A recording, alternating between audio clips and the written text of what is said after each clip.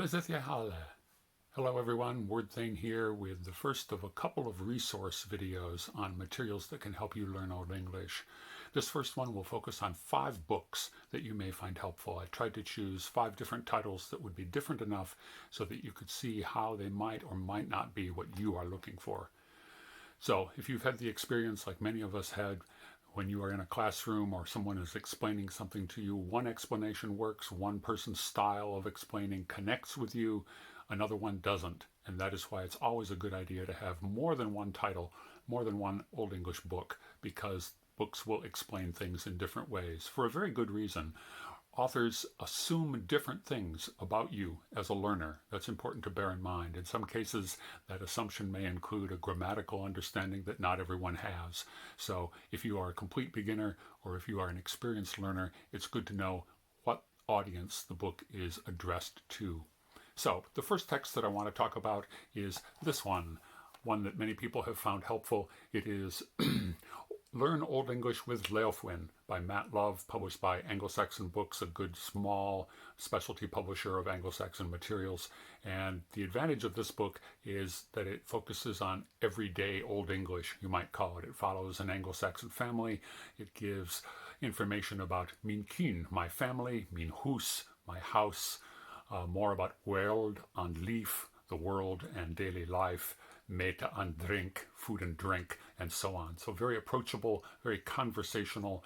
Another advantage of this text is that it has accompanying recordings, and so you can listen to the Old English being pronounced. The author is a former language teacher. Unfortunately, he has passed away. We do have rumors that a second volume is in preparation, and it is being shepherded through publishing by the author of the next book that I would like to talk about, and that is First Steps in Old English by Stephen Pollington, again published by Anglo-Saxon Books. And the advantage of this book is in 19 chapters you get a pretty complete introduction to Old English. In addition to the grammar, you also have a good selection of texts to read, Old English texts. So you have pretty much bite-sized pieces of language in each chapter. You have practice exercises with an answer key. So the advantage of this is that it is appropriate for self-study.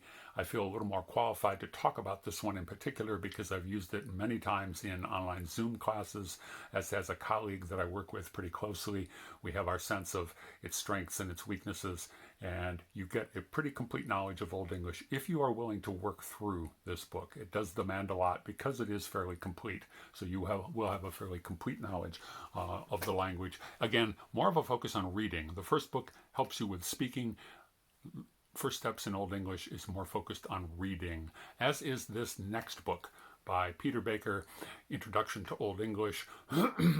Again, in multiple editions. Most of these books are enjoying some popularity. This is another one that you will find. Again, these are all 3 are in paperback. That's important.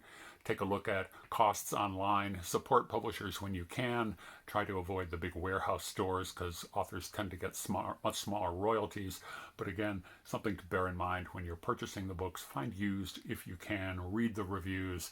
Do your work, and you will find that you get books without damaging your wallet too much. So Introduction to Old English gives a good overview of the language in 12 chapters, not as much detail as Pollington, not the focus on daily language that you will find with the Leofwin, but a good book if you know how to teach yourself language, also good for a classroom book, and it has lots of well-annotated texts. Another advantage of this particular author is that he has an online website. I'll include the link here called Old English Aerobics, and he also has a good one-page laminatable summary of English grammar that he calls the Magic Sheet. And again, I've included the URL here in the video. So 3rd edition of this book.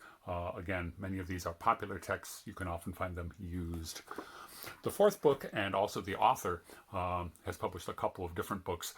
This is an invitation to Old English and Anglo-Saxon England. You can tell by the title, again, move it so you can see the author's name. You can tell by the title this is more of an overview, includes material culture, archaeology, things like that, in addition to the language. Also a good selection of texts. So again, you're getting a sense of a progression. The very first book is good for beginners, especially if you have younger people in your family who want to learn some Old English with you. It's fun for parents and children, for example, to work with Leofwin. First Steps is a little bit better for a self-taught student. good for classroom. This again is a good self-study book. If you are comfortable with teaching yourself how to learn a language, you have some experience with a grammar book, you know how to use it. So not as good for beginning students of English. The final text, again, very complete, recently published. This is an introduction to Old English by Jonathan Evans, published by Modern Language Association in 2021.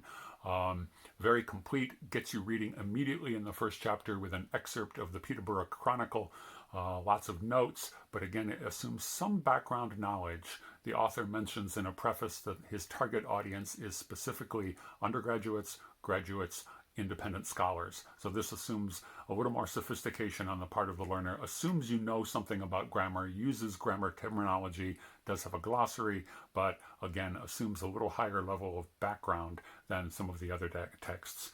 So again, 5 books.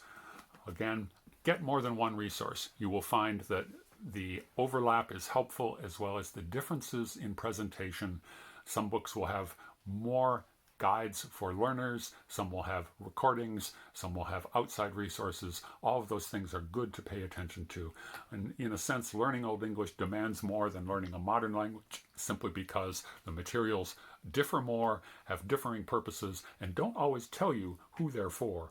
The common French, Spanish, German language textbook often says this is for high school students, this is for an independent learner. Many of the books for Old English often assume an academic background that not everyone may have, so something to bear in mind. Hope this video was helpful. If there are other materials that you would like me to review, please leave a comment.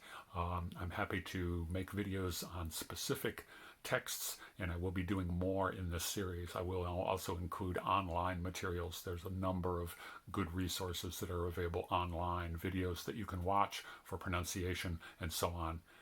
Wezeth Yehala.